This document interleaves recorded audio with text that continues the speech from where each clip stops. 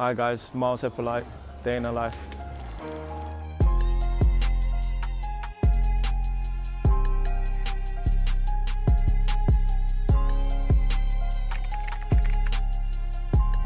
So Miles, talk us through your morning routine. What time do you get up this morning?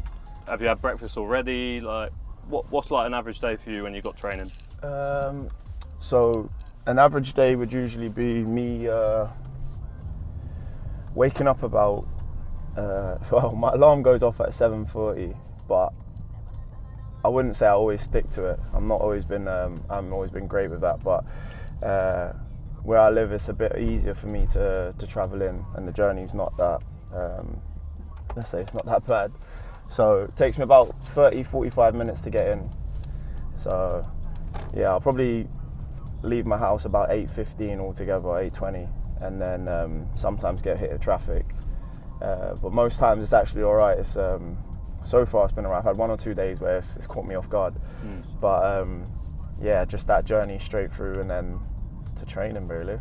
Yeah. Have you always been a player that's enjoyed training? Yeah, I have. I could never say I didn't. I always love training. Training's great, especially when the weather's great. Training's lovely. It's a good time. Just it is what it is. It's part of the career. It's something I've done since I was young. So it's something that I've been used to. It's ingrained in me. It's part of my mental every day. So yeah, it's a normal thing for me, and it's something that I just I look at now and I just think I'm grateful for that. It's the job I do, and it's something that I've loved since I was a little kid.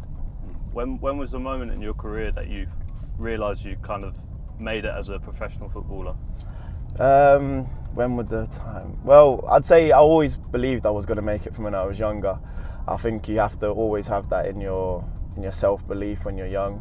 My dad pretty much installed that in me from young. If there's something that I want to do, then stick it and believe in yourself, and you'll do it. And that's something that fortunately has worked in my favour, especially with football. It's something that I always knew I was going to be involved in, or I was going to have some role in. And now I'm at a situation where I've been doing it since professionally and in that type of environment since 16. So it's a long time when you think that's 12 years plus. So and then all the years before that when you were younger. So I always knew I was going to be a footballer, and I'm just happy that I'm happy that I'm doing what I love.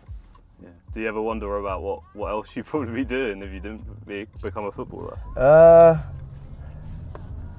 No. I've been asked this question so many times by the little kids from my area and stuff like that. But funnily enough, I've never ever thought about another job. I've never thought about another role in life or what else I would do. I've always thought about just football. So I don't know, maybe that's part of that mental, that crazy thought that is obviously has taken me to where I am. I don't know. And how good's it to be back in London after obviously being up north at Stockport for a bit? Yeah, it's different. It's different. One thing I will say I hate is traffic. So that's the one thing I hate about London, and I didn't miss at all. Living up in Manchester was great. I think Manchester gave me a little mixture of London with a bit of quite quiet and peaceful side to it.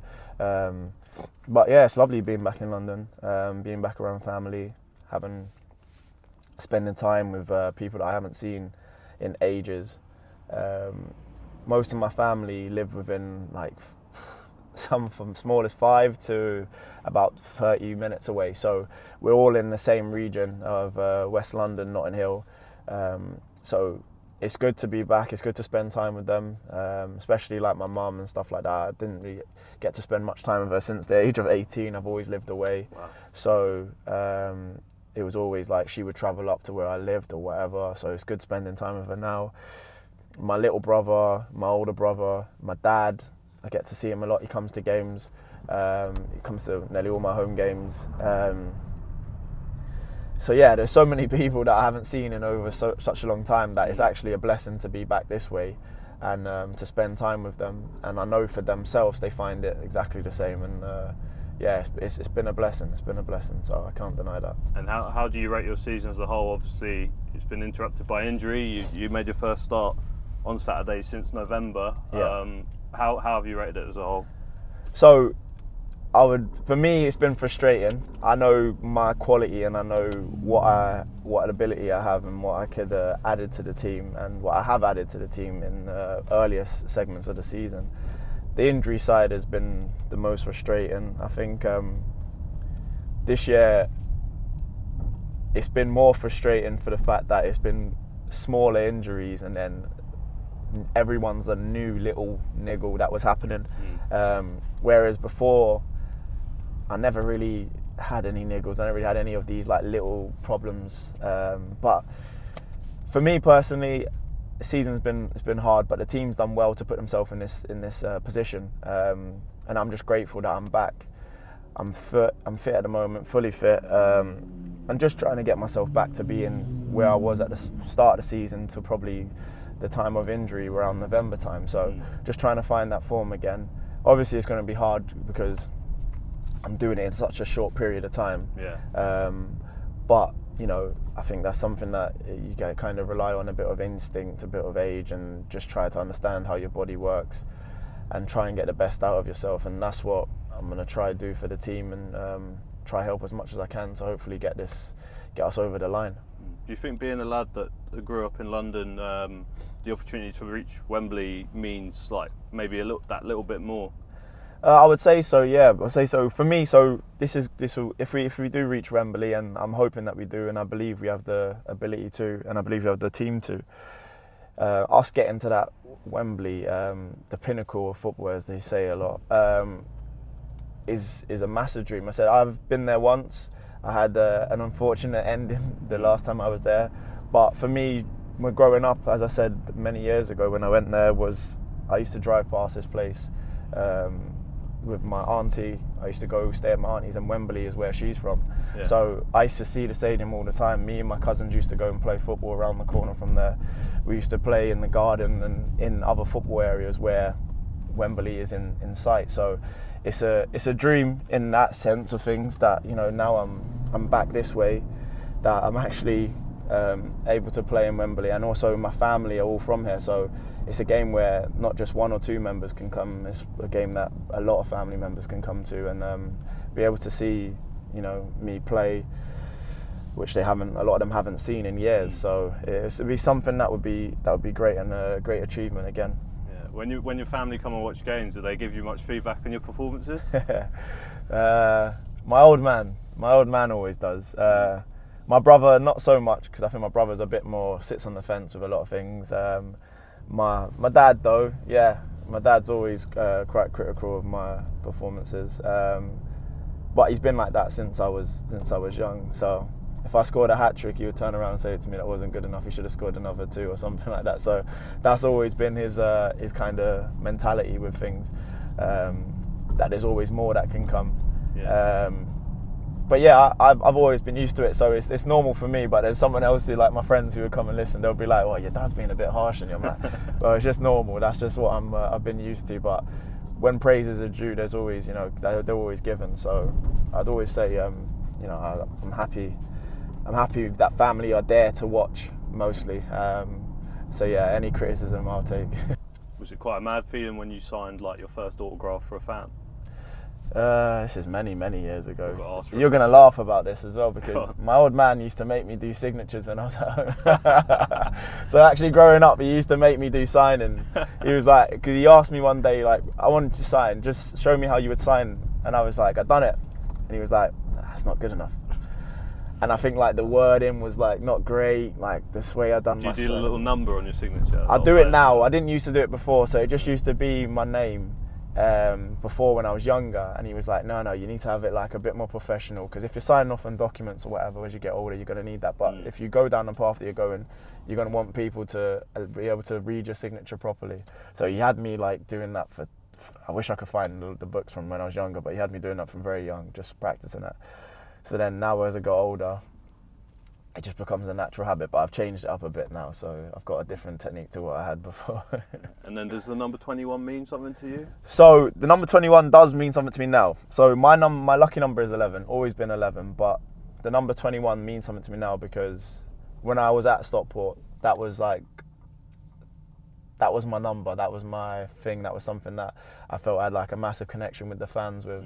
The song that they also sung for me was related to number 21. How's the song go? You can find it out. You can find it out and put it on there or something. But it's a good song, and I like the song so much. So it was something that when I heard that number, and I just kind of stuck with it. And because everywhere I used to go, I used to try be number 11. That was my number. I always felt good luck when I played a number 11, but as you know, I couldn't get a number 11 here because Joshy Boy was number 11, and I wouldn't want to disrupt his season or disrupt anything by asking for it. So I respected that, but obviously that is my lucky number. So I've taken 21 for my time, and I'm not gonna deny that that's my second favourite number now. So yeah.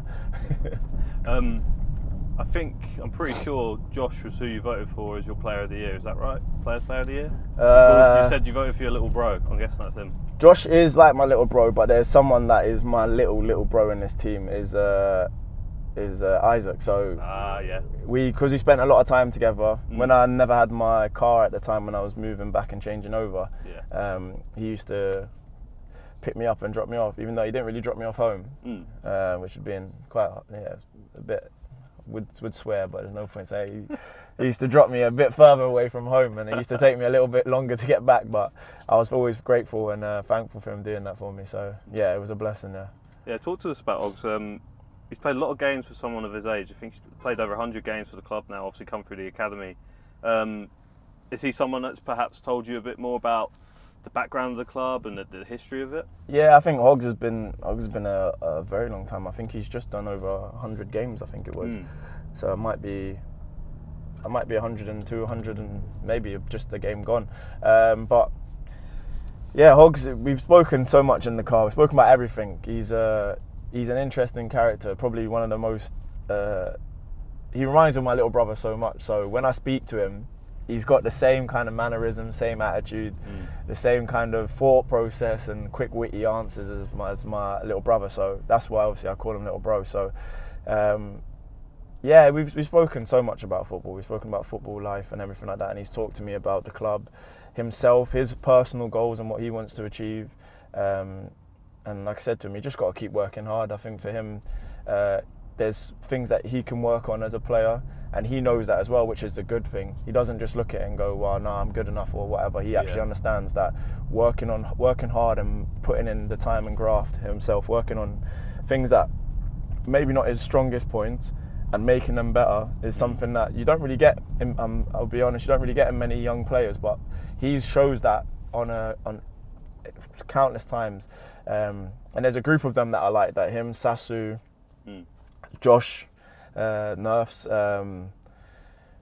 who else? Ruben is like that as well. So, you know, Sidders, all of them, they all want to work and work as hard as they can to achieve. And that's a good thing. When you have players like that, especially young players, and especially in the club setup that you've got right now, you've got so much opportunities, especially with the squad that we have, to get games and to be involved. And I think that's shown with Isaac and how many games he's played, that they will trust you in giving you the games, and the club does value you as well with being a young player. So that's a blessing to have. And I said to him, that's something that if he just keeps working away, keeps his head down, he's in a good setup right now, and you never know where his career could take him. That first conversation with the gaffer, would you kind of would saying it's kind of like a job interview be the right way to describe it? Because you're kind of like selling yourself, I suppose. Yeah, no, I think a lot of times you kind of know where you're going beforehand. So I think this was the first time, especially because of age-wise, this was the first time that I've actually sat down and had a chat with individual managers and just listened to what they have to say. I think obviously for me, Terry's here as well, who I've worked with before. So I knew Terry from before, and Terry had spoken to me about situations with me, and I know Terry would I think he has a lot of good things to say about me. So I think it was coming from a very reputable person anyway. So the gaffer had his understanding of me, and obviously playing against me and so on. He knew what type of player I was. So the conversation was just very confident, and there were certain things that he said to me with regards to playing positionally, and just about letting me be myself kind of situation, and letting me do what I need to do and to help the team and benefit. And that's what kind of sells you at a time, because it's just something that you have a conversation where it's a genuine interest in yourself as a player, and that usually can get it over the line. And positionally was a big thing for me. I didn't really want to play left wing back. I didn't want to be considered as a left wing back for a team as my primary role. I wanted to be considered as a midfielder, and that was something that the gaffer understood, and he trusted me and backed me to play that. And I thought I've done well so far this season, and up until obviously the point of injury. So that was the conversation that we pretty much had. We're arriving at the training ground now.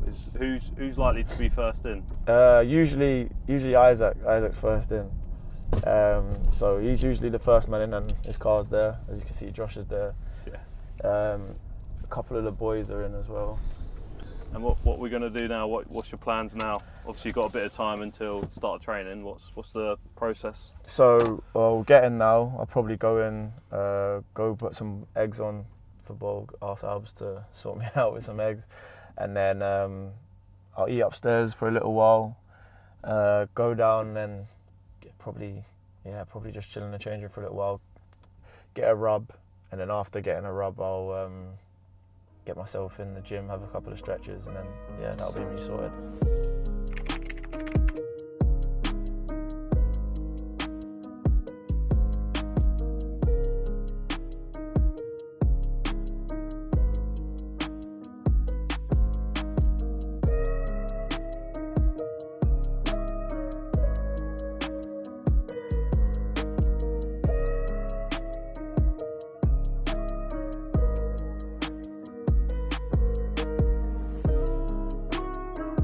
So what I've started now is I usually have some eggs, boiled eggs, some bread, toasted, ketchup, a little bit of salt and pepper, and then I just have that before training every day. Try to have that as often as I can now.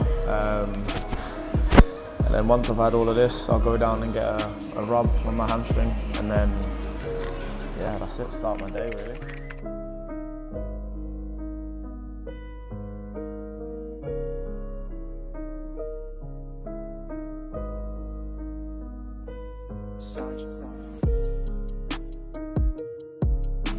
I like five-os, man.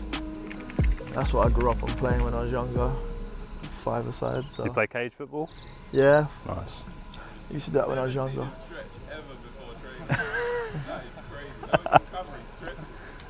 That's a lie.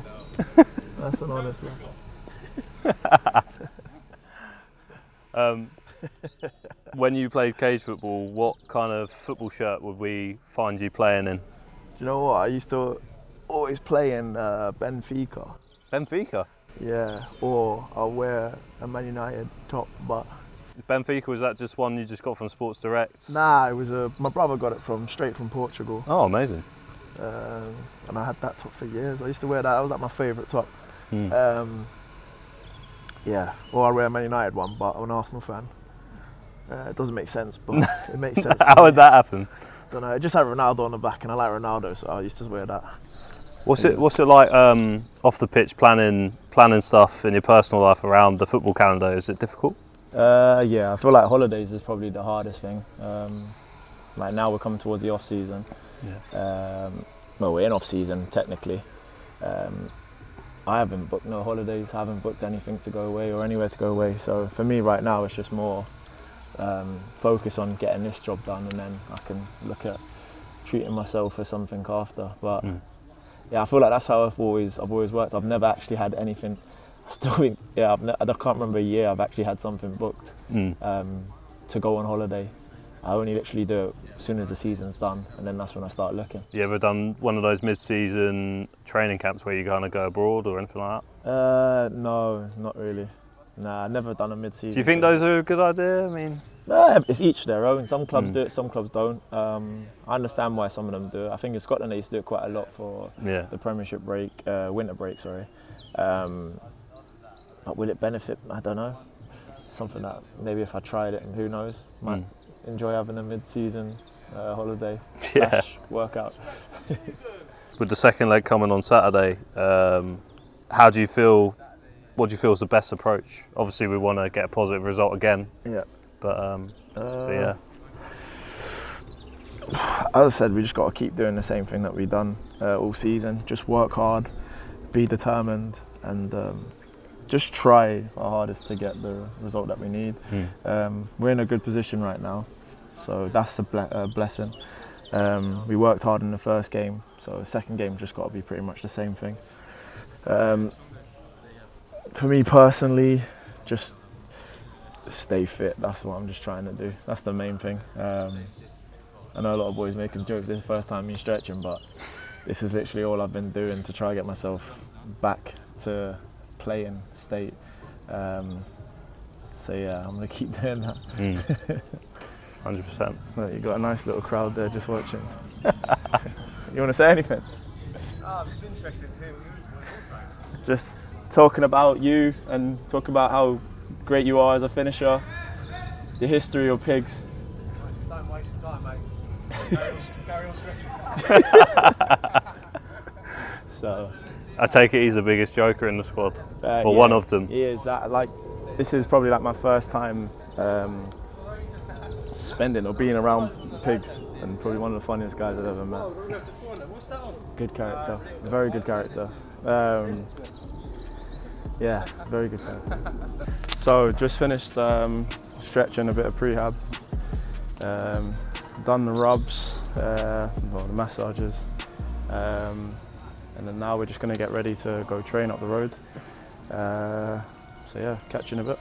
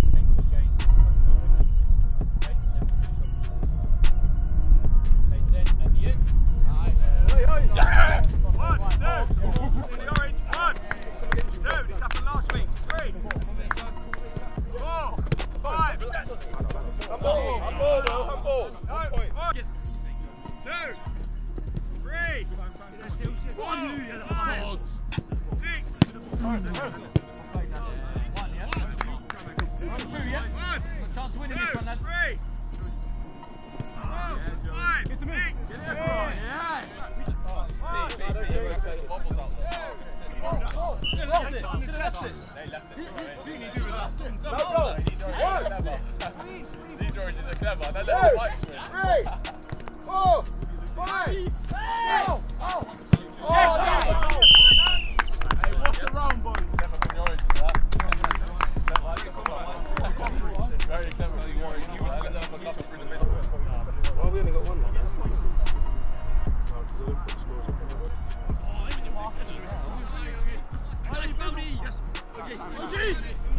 Let's go! Movement, lads! All to the ball! Time! Go forward! Over that! Side! Head down! Run! Issue!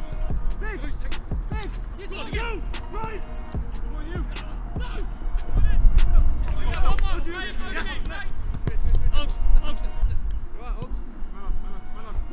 Miles! Yes! Please jump off! Well played!